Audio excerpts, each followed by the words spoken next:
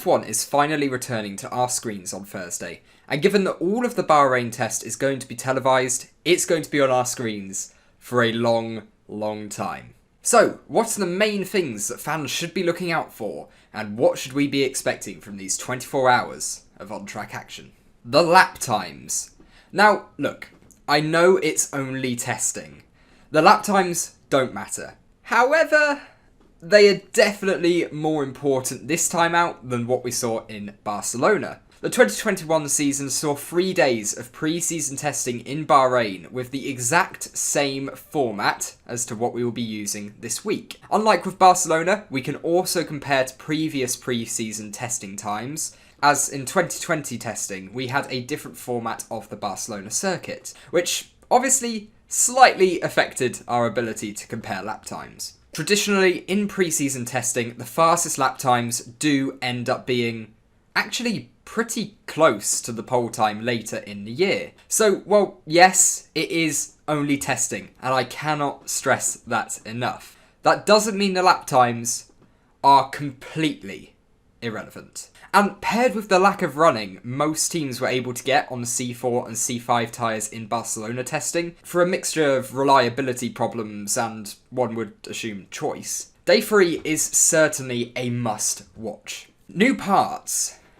2022 is going to be a season where the development arms race is going to play a pivotal role in deciding who comes out on top. We already know that Mercedes and Red Bull are going to be turning up to Bahrain with a completely overhauled package compared to the one we saw in Barcelona. So the team photographers and TV cameras will certainly be keeping a close eye on them.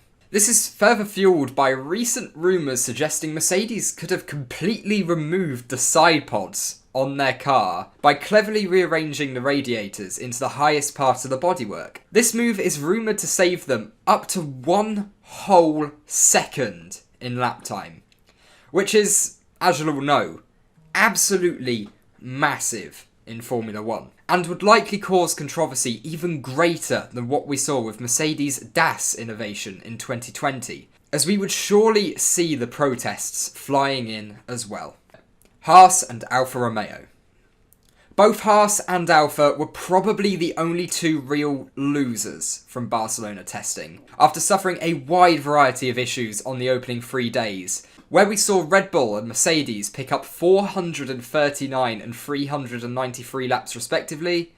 Alfa Romeo only managed to complete 175 laps, and Haas only 166. After losing almost all of the last day of testing amid the ongoing situation in Ukraine and with their title sponsor, Uralkali. For both of these teams, it is absolutely vital that they are able to show us that they have solved these reliability woes, and will need both of their drivers to pick up some very impressive lap counts if they don't want to start the season behind the pack. These issues would also likely push back their upgrade plans, especially if they missed out on testing specific parts in Barcelona. Haas will be driving with the duo of Mick Schumacher and Pietro Fittipaldi in Bahrain, with Fittipaldi likely to not actually be on the grid at all come round 1. To further cement Haas's woes, there is a chance they may even miss the first day of the test due to the plane they were going to use to transport their parts from the UK to Bahrain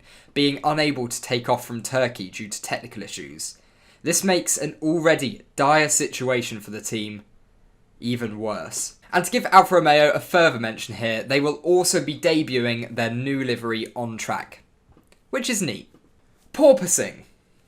Barcelona testing left the teams a tad shaken up. In the drivers' cases, quite literally. The event known as porpoising quickly became a word that many F1 fans became familiar with, and it will be interesting to see if this is an ongoing problem in Bahrain, or if the teams have potentially had to sacrifice some car performance in order to not literally shake the car to death. Charles Leclerc has said it feels like turbulence on a plane, which, when you're driving at 300 kilometers an hour, probably isn't ideal. Supposedly, some teams did suffer with the issue a lot more than others. However, there are fairly conflicting reports on which side many of these teams fall, with it being a big issue or barely suffering at all. Once we see the cars on camera for ourselves, then we should be able to get a better gauge to see who is really struggling with this problem and who maybe have sorted it out already. Potential race strategies for round 1. Now, this is definitely more one for the rival teams to look at. But with round 1 of the season being held literally the next week at the same venue and in very similar conditions, we will no doubt see teams starting to refine their setups, especially around days 2 and 3 for the race itself. Through analysing the lap time data on the long runs, there is a decent chance we will be able to figure out what the best strategy for the Bahrain race is going to be, and potentially what tyres the teams will be starting on, with the new qualifying tyre rules allowing for all 20 drivers to start on whichever compound they choose, regardless of where they qualified. This could definitely help out teams in close battles during the race, as they will have more accurate data than normal to calculate their optimal strategy. But there is no doubt this test will almost certainly be more interesting than the first 3 days in Barcelona.